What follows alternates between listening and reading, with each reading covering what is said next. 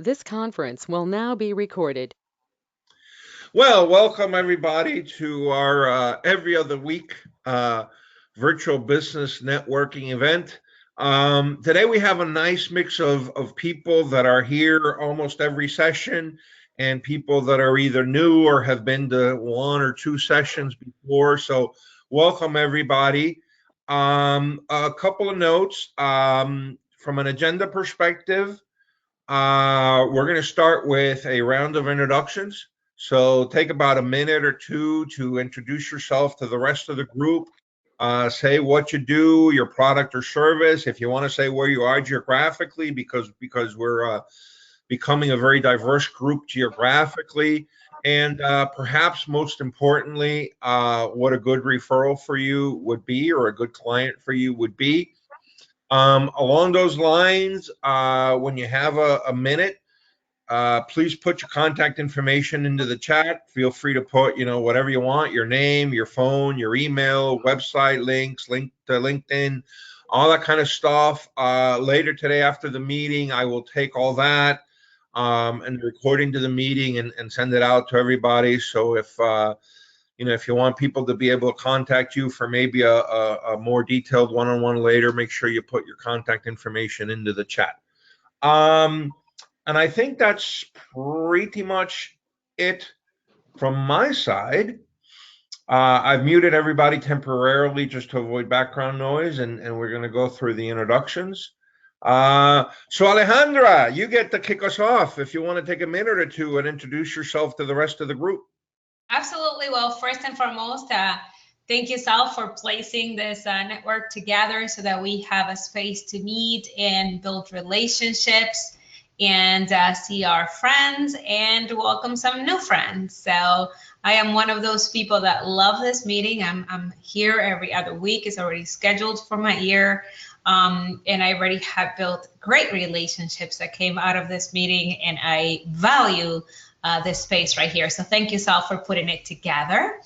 My name is Alejandra Kalman. I am originally from Uruguay, South America. I do live right this second between Florida and Pittsburgh, mostly Pittsburgh, since pandemic.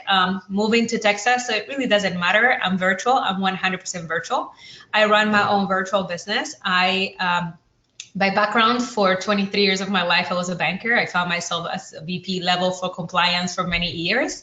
But then I opened my own business about 8 years ago. 4 years into it, this is all that I do now. And what I do is I help individuals both on the residential side and the commercial side to actually save money on bills that they pay every day, all the way from your energy to your TV, all the way to your merchant processing, so all that merchant services, so all that stuff. And I, not only help people save money on services, but I also specialize on building massive distribution teams. So that way I help everyday people generate residual income on those services. So who is a good contact for me?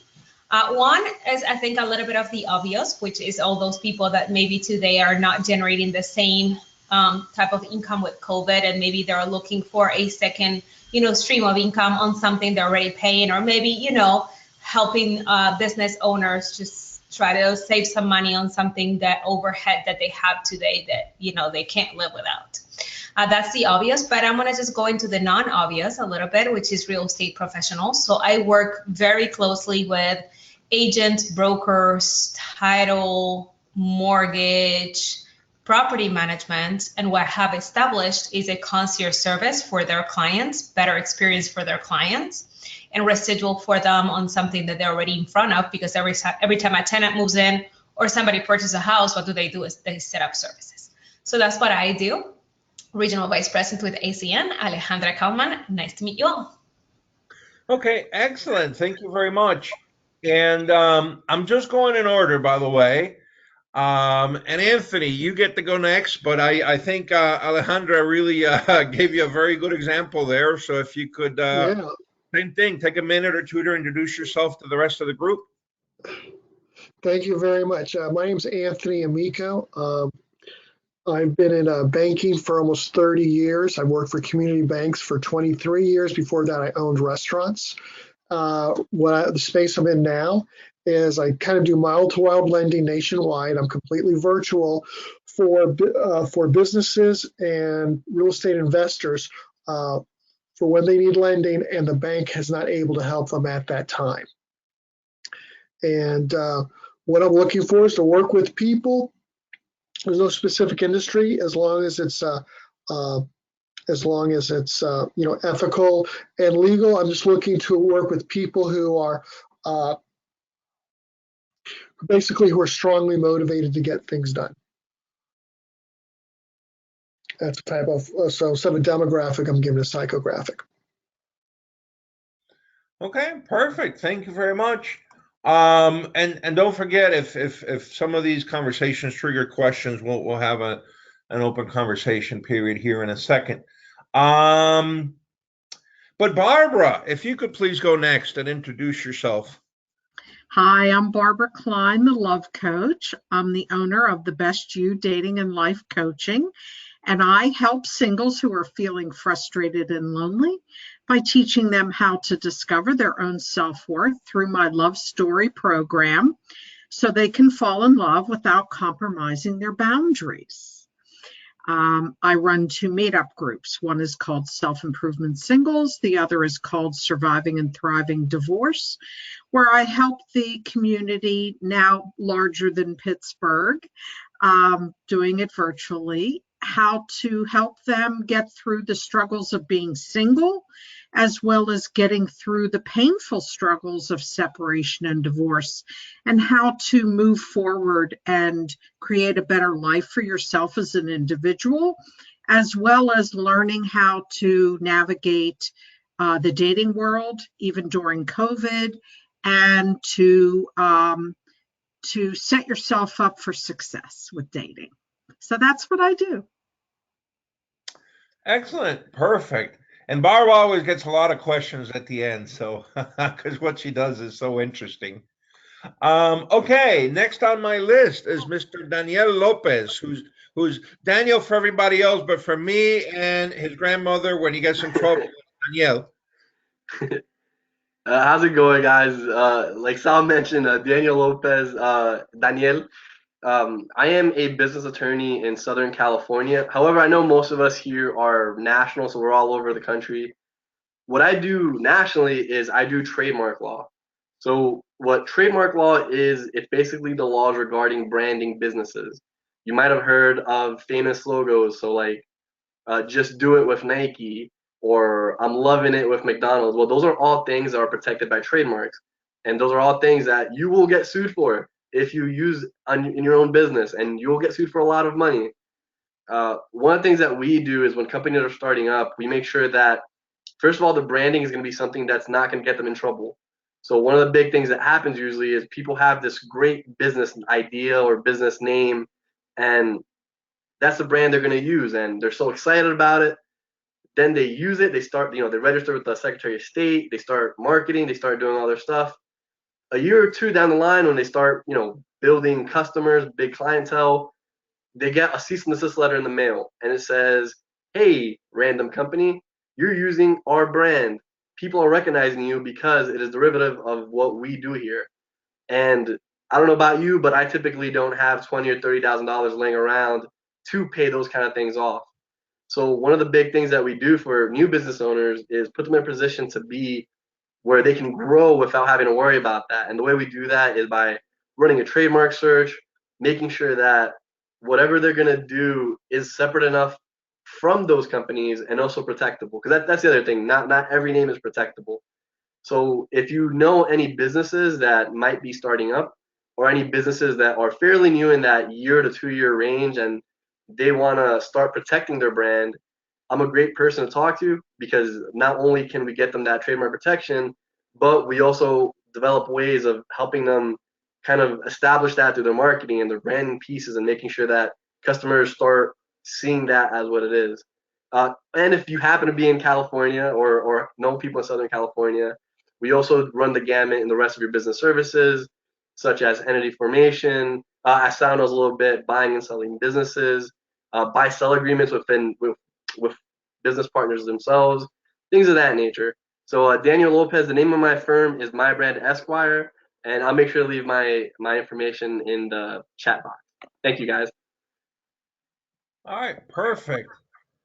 Oh, and look at that. I see Stephanie getting on, but I'm going to go to Trey and then we'll loop back to Stephanie, give her a second to get composed and get online and turn on her camera. What about you, Sal? Trey, would you like to take a minute or two to introduce yourself to the rest of the group? Yeah, my name's Trey Cole. I'm out here in Oklahoma City, and I work for a marketing consulting firm out in Tulsa, Oklahoma, although we do have a national reach. I imagine most of you do with the virtual world we live in now, but happy to help people all over the country. And typically, I get introduced to business owners who say marketing is the part of their business that they understand the least, or they've played marketing musical chairs, moving from one agency to the next, to the next, to the next, never quite getting the results they expect. And frankly, every marketing contract they sign, they feel is the equivalent of throwing their money in a wastebasket and lighting it on fire. We help alleviate those issues by focusing more on strategy and planning than on a suite of products. So instead of, hey, you need a website, social media, this or that, and that's going to be this much a month, here's a year contract, hope it works out. We work internally with the company and act as their marketing department, or we audit their current marketing practices. And so we work on a retainer basis hourly instead of a monthly cost for certain services. Once again, Trey Cole, account manager with Manashay Virtual CMO. Perfect. Thank you very much. And then I'm going to take a step back and Stephanie, welcome. If you could unmute yourself from your side, and I know you know exactly what's going on. We're going through our round of introductions. Sorry, I'm late. I am so sorry I'm late. I got a last minute quote that needed to go out, and I just came off of another event about 10 minutes ago. So it's going to be one of those busy mornings for me. But good morning, everybody. Thank you so much for having me here, Sal. And it's great to see everybody, friendly faces and new faces as well. So I am Stephanie Peterson. I am with Exhibit, Visual Solutions and Trade Show Marketing experts out of Albuquerque, New Mexico. So with events being shut down, we do see some events starting to come back. We have rebranded ourselves as well as a brand new website, and we also do some good old virtual networking events ourselves, including our mastermind, which I recommend this next one. Liz DeRosa is going to be Liz DeRosa, sorry. Rosa. Liz DeRosa will be speaking, and I highly recommend her. She's a good national speaker. And then our serendipity networking. So we do anything from meeting facilitation, similar to kind of what we're doing now, to medium to small events and expos that are virtual. And so we do those meeting planners. We're working on some federal government ones right now, which is really exciting. But other than that, we're staying busy and we're doing a lot of different branding. We're doing a lot of new logos, a lot of new rack cards and marketing materials, so that as people are starting to push out their new information, it's fun creating new logos. It's great. I love it. So thank you for letting me come and thank you for having me. Excellent. Thank you. And let's see, how are we moving down here? We did Trey. And so now we're going to go to Yona in New York City. So we go from Albuquerque to New York City. Hi, can you guys hear me? Yes. There's a little bit of a lag from my end, so the screen looks a little bit funny, but I want to echo what Alejandra said. Sal, thank you so much for hosting this. This has become like religion to me. Every 2 weeks I show up. I've met some really great people, established some fantastic relationships. In fact, this group has sort of inspired my business to sort of deviate and move in a different direction. So I am a financial advisor out of New York City, and what I do is I help people protect their income from all the what ifs in life. Income is something we need every single day. It pays for our needs, it pays for our wants, it pays for our goals. My whole objective is to see how I can help you protect from all the what ifs in life. The other thing that has happened through this networking group and just through people I've met and conversations I've had, is that where should my focus be? Where, in my experience, can I be of most value and of most service to people? And the truth is, I put a lot of focus on really educating people and giving and empowering them to make smart financial decisions. That's really what it's all about. Educating people and letting people, because no one knows their situation better than them, but it's about giving them the knowledge and tools to help them make the right best decisions. A good person for me to speak with is anyone who is willing to give me of their time. Whether they become a client of mine, I become a client of theirs, whether we are able to refer business to each other directly or indirectly, I can always find value in speaking with good people. So my information is in the chat box. Anyone, I'm always available up for a chat. Nice to see everyone. And Sal, do not forget about yourself. That's right. Yona always helps me out because it's happened more than once that I get so excited listening to all this that I forget to introduce myself. So again, thank you all for being here. My name is Sal Acosta. I am a business broker, and it's exactly how it sounds. I help people buy and sell businesses. So anything that has 10 to 250 employees, anything that has 0 to 10 or $20 million in revenue. And I know things are a little bit topsy-turvy now with the coronavirus, but hopefully break even. So about 0 to about $1 million or $2 million in net positive cash flow for the year. And again, through the wonders of virtual networking, now I'm working with people from Boston to California and everything in between. So that's it's actually nice that again people are becoming comfortable enough doing high trust business so over the internet that I can help people all over the country. So that's it for me, and I'll also put my information in the email when I send it out. Everybody's unmuted from my side. So does anybody have any questions for anybody else based on the introductions? Could we have Anthony go again? He and Trey are the two that I don't already know. So like I said, I apologize for being late, but could Anthony reintroduce himself? Sure, absolutely. So Anthony, you go first and then Trey. Sure, I'll make it brief. Sure, Stephanie, no worries. What I do, Stephanie, is I work virtually but nationwide with businesses and real estate investors that the banks can't help them at the moment. They're looking for funding. Gotcha. Okay, that's what I do. Beautiful, thank you. Certainly. And Trey, you want to do a round two? Yeah, Stephanie, did you get a chance to hear what I said? I don't know if I'm going to be reiterating myself or if you missed that.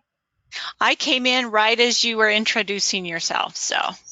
Okay, which I'll give you a brief overview. I'm out here in Oklahoma City, work for a marketing consulting firm, and we work more on a retainer basis, focusing on strategy and planning than a suite of products, which it sounds like you're very much focused on physical media, where we're very much focused more on the digital side of things.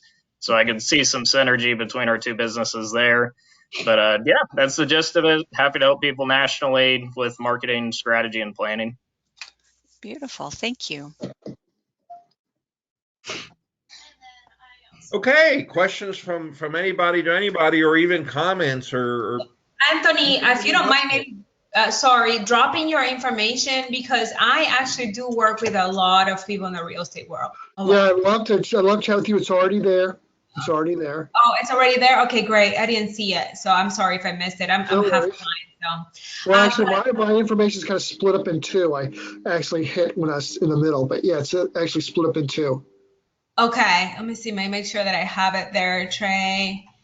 And Sal, you'll be sending the conversation to us before, because I came in and Daniel's information. Daniel's information. I'll just do it again. Yeah, I don't see yours. I'm sorry. I really don't. Because I do work with them. And also, one of my business partners in my business, he runs what's called Real Estate Connections. He has about 20,000 people on a Facebook group, and they're always asking, who do we know this? Who do we know that? Do you need lender? Do you need this? Do you need that? He did 3 seasons of Flip This House. So he is a big investor himself. Sure. Right. And so, but that's my world. That's half of my world, at least with my business. I do a lot of business in that world. So I have some connections that I'm always like, my antennas are always up, and I like to put you on that. I don't know if you do Facebook, but I would love to put to Peter so that he can add you to that Facebook group. So if we can just connect outside, I think we can join venture very goodly. That'd be wonderful. Thank you so much. Yeah, absolutely. And also wanted to just give a little kudos to Yona. Not only he's very talented at what he does, he did my life insurance and my husband's life insurance, and that came out of this meeting. So you see the value of here. I think we use each other, for business a lot here. And to tell you, he's very patient. I mean, my husband and I were very difficult to pin down. We have a team of 60,000 people in our business, active reps around the world. So we're very difficult to pin down. And Yona has, it's been so patient through the process with us. Sign this for the 10th time. Hey, sign it. Persistence. Read it. Very much so, and it really never pissed at us as probably he should be half the times. But our teams always come priority to everything else, even to us having lunch. So so Yona has sometimes been pushed back to even after lunch. So Yona, thank you. Thank you, Alejandra. I'm blushing just a little. You have done a great job with us and walking us through the process. Is something that we've always left for, maybe another day. And then with COVID, I think everybody kind of opened their eyes and said, okay, we're not, we should be covered. We have little ones at home, and our residual checks will remain in the house, but there are costs and things that you never know with those things. So we appreciate you, Yona, that you gave me a peace of mind. Thank you. Excellent. By the way, Danielle, I think I thought you were trying to say something, but I think you were muted from your side. Oh yeah, I was gonna ask Alejandra, do you have any real estate connections in Southern California? Yes. Yeah, I have a good friend of mine she's a real estate attorney here in California, and I think she might be a good connection for you if you guys want to have a chat sometime. Yeah, we have a big team in Southern California. We have a couple that are regional vice presidents in Southern Cal, and they have a big team. And so anybody that works with us has a lot of real estate folks. And so yes, absolutely. As a matter of fact, just got somebody in the team that is in EXP that is out of Orange County. He just came in last week. So yeah, absolutely. Okay, cool. Yeah. And Yona, somebody came in and knows you from New York. He's from your community or your prior community. I don't know if you still consider yourself from the community or not, but from your community, and he does life insurance as well. And Patrick said, we have a friend of ours that, is from your community that is in New York, and his name is Saul Fisher. And he knows you. He said, I know Yona very well. Oh, you got Mass Mutual. Like there's a story there because he's cracking up. He's cracking up. Yeah. What's the story? What's this one outside, offline? This one's going to be offline because this is going to YouTube, right? I'm cracking up because I know exactly who Alejandra is talking about. We actually worked together a long time ago. I know him well. But to get the full story of why I'm cracking up, it would take several hours, and we might need a cocktail to go through the long story. That's a good one. I'm in. He came into my business last week in my team. Okay, excellent. By the way, let me mention this in case it helps anybody here. It's a little tool that I use a lot. Like when I have to coordinate meetings between several people, sometimes I have to coordinate meetings with 3, 4, 5, 6, 10 people. Anyway, it's called Doodle, and I can send out a link on the email. And it's a real simple tool. Basically, all it does is you give people different alternatives for dates and times, and then go in and then just check off when they're available. And then hopefully once everybody has checked off their availability, there's at least 1 or 2 slots where it's all, everybody's available, and then you can set up the meeting for that time. So if any of you sometimes go crazy trying to coordinate a meeting between whatever 3, 4, 10 people, and it's free, by the way. It's a freemium model, and so the basic version is it's worked pretty well. So anyway, doodle.com if you need a little tool to do that. Alejandro, you brought up something that I'd love to ask about everyone else and their respective businesses.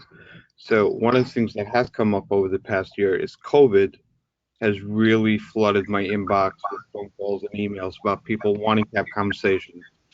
And I get a lot of people hesitant because they think COVID has made it either more difficult or impossible to get certain things. I'm wondering, and I've had to spend a lot of time to sort of explain to people, COVID is just something that we have to deal with. It doesn't make it more difficult or less difficult. Is there something that I would not know about your business that is COVID related that has either negatively or positively impacted your business in a way that I could learn from that I wouldn't know because I'm not in that business? Are you asking Alejandro, or are you asking everybody else? I'm asking in general because I spend a lot of my time sort of answering questions because of some unknown fears about COVID and how it might affect what I offer them and what's available to them. So I was wondering how people's businesses, how much time do you spend sort of having to deal with COVID related issues that it's not really an issue?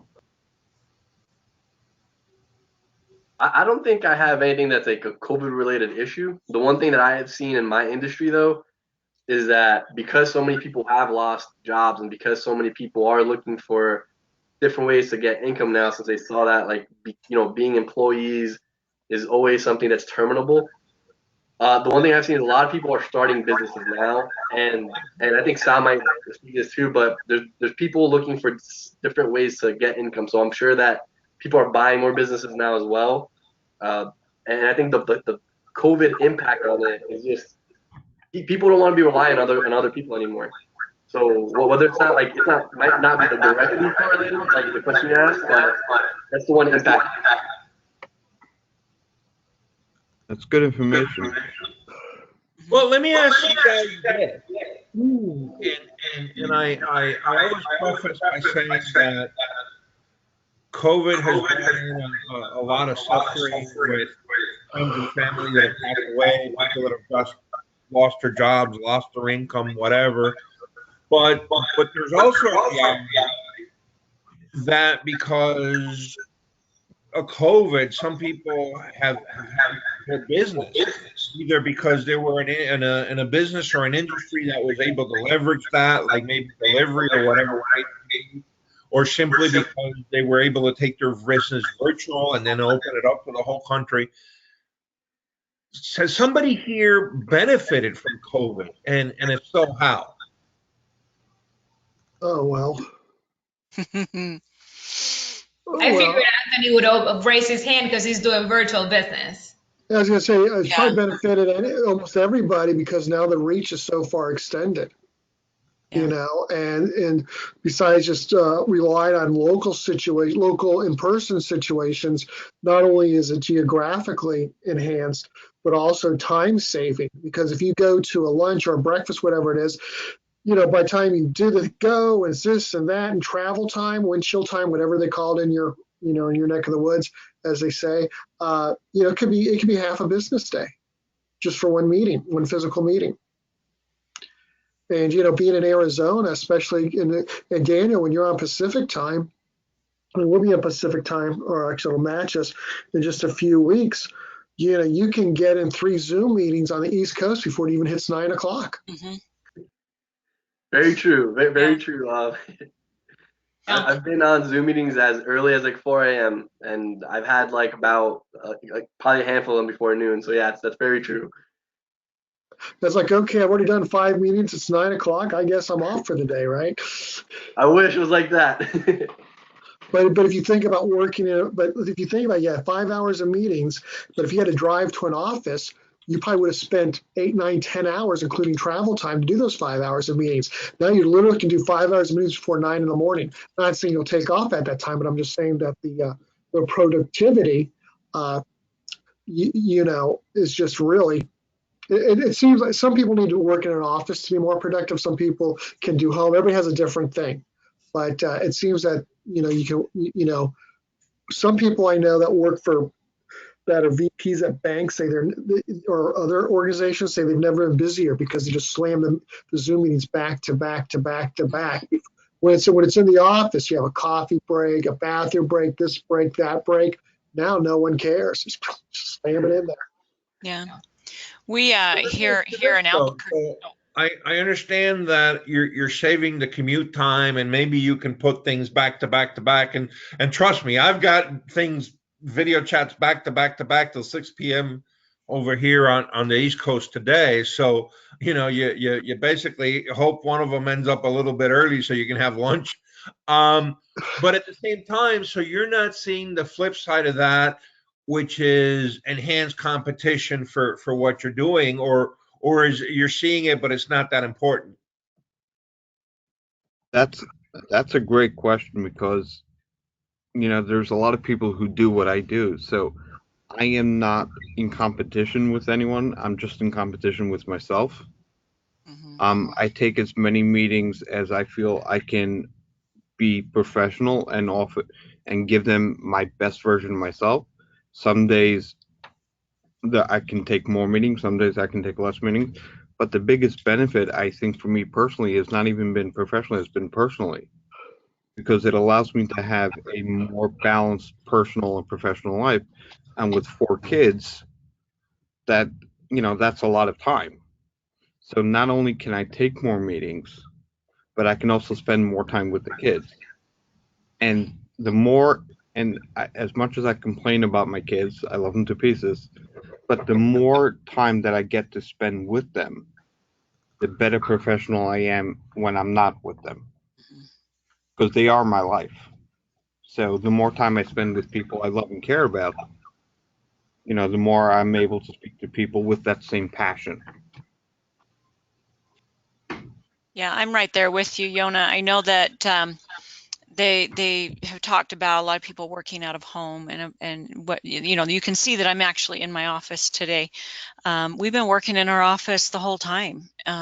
If I were home, I'd be competing with my husband and my 2 boys, college and a high schooler. So that's rough. And so being able to come into the office gives me that space. But even if I were at home, I do have my own home office desk that I would shut the door and do all of that. But I wanted to comment on Sal's, our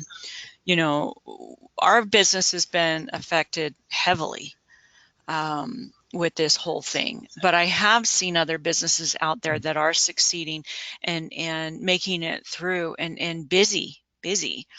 But the national effect of this and being able to speak with people on a national basis has it makes you resilient. It makes you innovative. You have to come up with new ideas and all of that. But what's been good about it is being able to just check in genuinely to those people that we care about, and staying in touch and getting to know people. But I wanted to also thank you, Sal, for Joanne Forrester.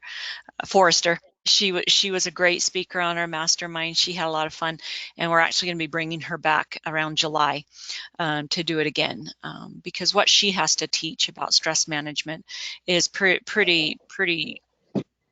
I guess what's the word I want to use? Pertinent. I don't know if that's the right word. It's needed right now. Even when you talk about back to back meetings, what was cool about what we did was we actually did those stress relieving activities. We did the breathing, we did the stretching right in our group where everybody could see us. She says, I don't see you moving. I don't see you doing this, and I would point out people too, the whole idea is to do those stretches. And so you find that more in virtual conferences now too, that people are starting to do a yoga session in their different virtual conferences, so that those people who want to move around and not be at their desk for 9 hours straight can actually have that opportunity to do it at the conference. It makes it fun. So the innovation that you're seeing in the virtual aspect of everything is very cool, even though we are a face-to-face handshaking company. Yeah. Oh, I go to a lot of these virtual networking meetings, and it's amazing to me the types of services that have traditionally been in person and face to face that are going virtual. And I mean all over the world. I mean, like exercise training, yoga, hypnosis. I mean, I don't know how you do hypnosis over video chat, but there's people doing it. I can tell you that for a fact. Mhm. So You most likely can. It's just a voice. You should close your eyes and the other person is sitting on a chair. What's the difference? Mhm. I would be afraid of not waking up. You're right. You never go into unconscious mode with hypnosis. You're completely aware of everything that's happening. But I tell you, in our case, we were a belly to belly type of business. You joined our business, I would be at your house, and we would put all your contacts together, which limited us on zip codes and limited me on time. Because if I, bring Yona into the business, the first thing I do is take him to a plane and go to a plane in New York and hope that the people that he wants to invite are open that day. Whereas now, there's no limits. There are no barriers. I have teams in other countries I already had that I could give some attention, but now I can give a lot more attention because they have more people joining into the conferences. So my business is thriving worldwide. And the one thing that we had to get good at was our training events. So leadership night is like a 3-hour deal. And at first we put 3 hours on somebody just listening on Zoom, and it was difficult to just stay awake. It was difficult to keep people engaged. So we found ways to keep people engaged to where, fun things like, Stephanie was saying, right? So we put a song, and it's our song, and every week we spotlight people, and everybody's dancing at their house, which gets their blood moving. And then we do a couple of breakout rooms throughout, and we put 3-4 people in a breakout room with a leader there to, do some sort of activity that is important for their business. And so they get to speak as well. And so we found ways to actually make it work. But when I do the addition at the end of the day, the gains were huge. There's no limit on the people that you can reach. There's no limits. I think we're proof is in the pudding in this call. We would not be meeting. Half of us wouldn't be meeting right now. And if we did, it is on a luncheon. And so I just think that, if anything good that 2020 left us with is this new way of communicating, that it was so necessary. It's a double-edged sword, but at the end of the day, it has more benefits than do not. And in our case, in our specific business, there's no more limits on who we speak with. There's no more limits on where we build. There's no more limit on, I can be in the back of a yacht if I want it right now and do my meetings. It doesn't matter so long you have internet. And a lot of the costs went down. I don't have any more an $800 weekly bill from a hotel room to run a conference. No more planes, no more hotels, no more being away from home. And so I think the benefits are endless. You just have to adapt or die, like with any bigger change. But I think that is life. So the people that are willing to change and morph with the times are those that are going to survive through all this. And there are new ways. And Stephanie, you're absolutely right. I went to a compliance convention, which actually I do it just because I like what I used to do. Not that I ever want to go back to compliance in my life. But I don't know. It's like a high school reunion for me. I was in the industry for 20 some years. So it's just, I have to go. And that's exactly what they had, stretches and this and that. And we're doing our virtual national convention with ACN, which I miss those conventions. I tell you, we're 20,000 people in an arena. I miss those days. But it's a new normal. It's good anyway. And so you take the good with the bad, and there's a lot more good at least for us than there was bad. And not to mention the ability to have something that legitimately makes people money when people are in so much need right now for opportunity, because there's so lack right now of opportunity, and to have the blessing to be able to do something from home with essential services that people don't know how to live without, so without taking anybody out of budget, but still providing opportunity, it's been a blessing to have. So, and by the way, Barbara, you look beautiful today. You know what? While Alejandra was speaking, I was actually looking at everybody on my screen, and for some of you that may not know the history, this was originally a live event that we would go and have lunch at a restaurant in the Pittsburgh area. And I'm looking and I say, okay, for example, Barb, I know has come to some of ours, but today in particular, she's out in North Carolina, I think it is. So that's at our meeting. And so Alejandra, really, of all the people on my screen, the only one that could have gone if it was a lunch meeting was Alejandra. Everybody else is too far away to have joined us for a lunch meeting. So that's the beauty of this thing. I'm going to touch on a topic. I'm actually, and I'm going to try to get everybody out of here at about 2:55, because I don't know if you guys are like me and you got these back-to-back Zoom meetings. But part of our charter is to discuss, current events in business and trends like that. And I'm going to go to the third rail, and hopefully we can have a civil, polite, good conversation on this. If the minimum wage goes to $15 an hour, even if it's 3-4 years down the road, maybe not immediately, how do you see that impacting your particular businesses or businesses that you know about? I mean, is it going to be net beneficial or net bad? Go ahead, Anthony. I see a very large investment in robotics and AI. Yeah. Because people are going to start now. Because there's a point where it's cheaper there's going to be a point where it's just cheaper just to go the other route than to have people doing it. I mean, it's just going to be. So, I mean, there was a thought that says, it's going to bring 900,000 people out of poverty, but it's also going to cost over 1 million jobs. So, and also the guy or gal the man or woman is already making $15 an hour. At that point in time, they're actually going to be the ones that are hurt as well, because now their purchasing power is going to be lessened because prices will go up. Yeah. And the people who are getting $15 an hour, they're not going to, in my opinion, are not going to benefit as much as they think they are, because number one, they're going to be paying more tax. It's not like I'm making $10 and I'm making $15. And I might still, maybe I'll still stay at the same tax rate. Maybe I won't. So if the tax rate increases, it's even worse. But I'm still not netting an extra $5. I might be netting an extra, depending on my situation, maybe $3 or $4 or whatever. So I'm not getting as much as I think. And then once again, prices are still going to go up. So the net effect of a $5 raise might only be $2 or $3, depending on various factors. Wasn't minimum wage like $7.50 now? Yeah, but most people in my state pay 10 as a minimum or 12. Right. But you're correct. Well, that's the federal. States have different ones.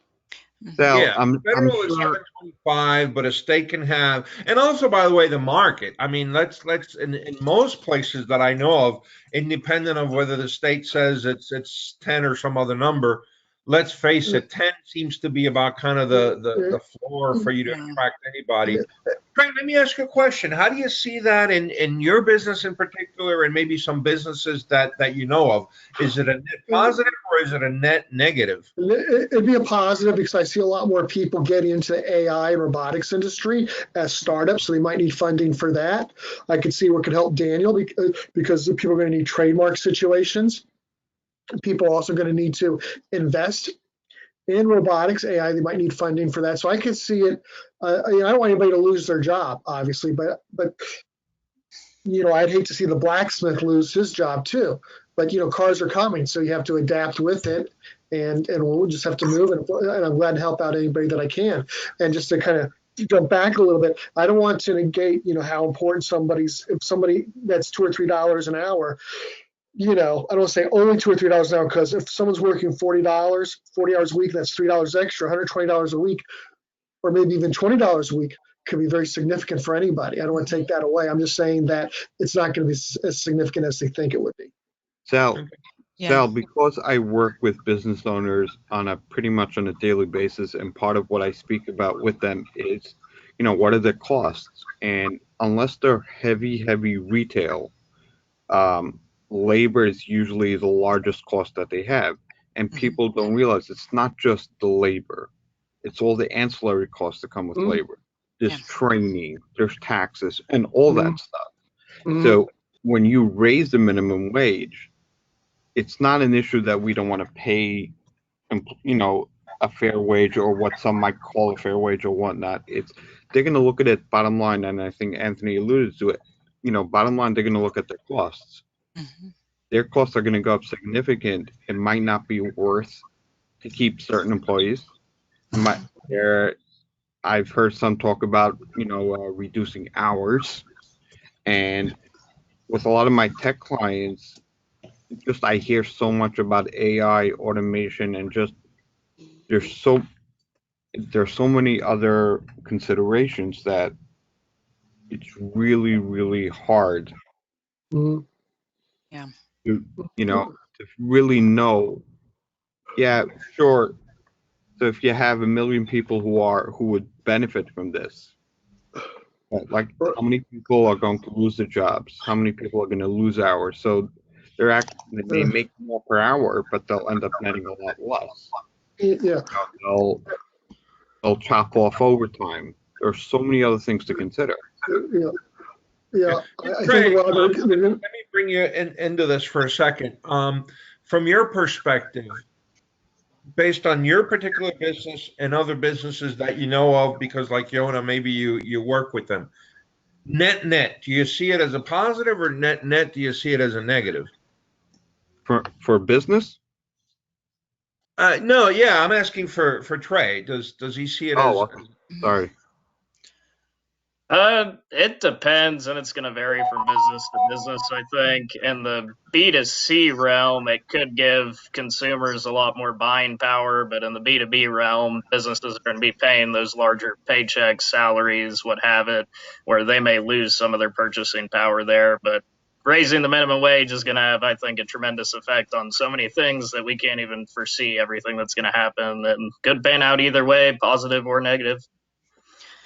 Very well put. Yeah, I agree that's the same thing here. We've had that discussion here because we are a small business, and having that minimum wage go up is greatly going to affect what we can do as we're already hurting, and so maybe if times through COVID and all this other things were a lot different and the economy was a little bit different, it would make a difference for us. But what I'm seeing is my teenage son works for McDonald's. And he loves it. He's a crew trainer. He's 17, he can be 18 soon, and as much as he would like the minimum wage to go up, he says, but Mom, what does that do for you? You've been working for 30 years, and you're only at a certain level. So it's not like I'm not making $15 now. I'm making a little more than that. But at the same time, he's right. How does that make it fair for all those people who have gone to school, had all their loans, had ever that? And this is my 17-year-old son talking, saying, I can see that he says at McDonald's, okay, right before COVID shut, they put in these kiosks that people could order their food, and they minimized their staff. If it goes up to $15 an hour, he says, Mom, I'm going to lose my job, because he sees that AI. So yes, in some businesses it's going to come. And so it's hard. Like you said, this is a very hard topic to discuss, because in some areas it's going to be great. It's going to help the state. It's going to help all of that. But in other areas, it's really going to hurt. And small business is one of those. Okay. I know. One last comment, and then I guess, and we can go back to this topic in 2 weeks also, because this is honestly not a topic that maybe is a once and done discussion. But I do want to get everybody out with a minute or two, left to go to your next video chat. But one last comment. Well, I know people talk a lot about companies like Amazon and Walmart, these big, massive conglomerates. And yeah, it'll affect the bottom line. First of all, they can afford it. That's number one. But number two, I think Stephanie is right on point. There are so many businesses where, you know, the 17-year-olds or the people, just other people, you know, they're going to lose their jobs. So yes, it's not a debate about whether people should earn a living wage. Every human being who works should earn a living wage. That's not the issue. But there are many people who, like Stephanie said, they've paying massive student loans, gone through all that. It's really people. It can't be looked at as a one-sided issue. Just, you know, the $15 minimum wage. At that point, I can say $20. I can say 25. I can say 30. There's so many I'll call it side effects to it. Okay. Hey, I just saw that Rebecca joined us, and I think maybe Rebecca got a little bit confused with the time zone. Rebecca, we're actually wrapping up the meeting, but let's do something, and we'll invite you for 2 weeks from today when we do it again. Do you want to take a minute or two and introduce yourself to the group so at least everybody knows you, and then you can come back in 2 weeks again?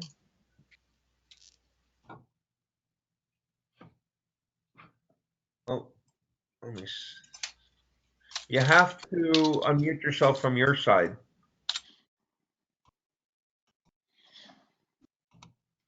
Hey, Rebecca, can you hear us? I don't think she can. Okay. All right, guys. Well, listen, I'm so sorry that Rebecca's just joining us, and we're going to wrap up. But I do want to give everybody at least a minute or two to have some water before you have to jump on your next Zoom call. I'll send out all the chat stuff. I'll send out the recording. I'll send out absolutely everything, and hopefully, I can see all of you again here in 2 weeks. It's great seeing you all. Thank you. Nice seeing you. Bye. All right, guys. Bye.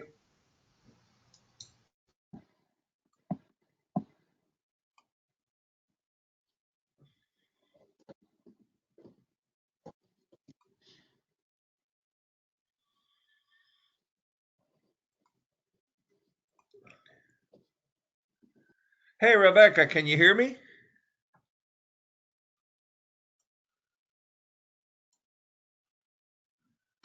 Hello, Rebecca, can you hear me?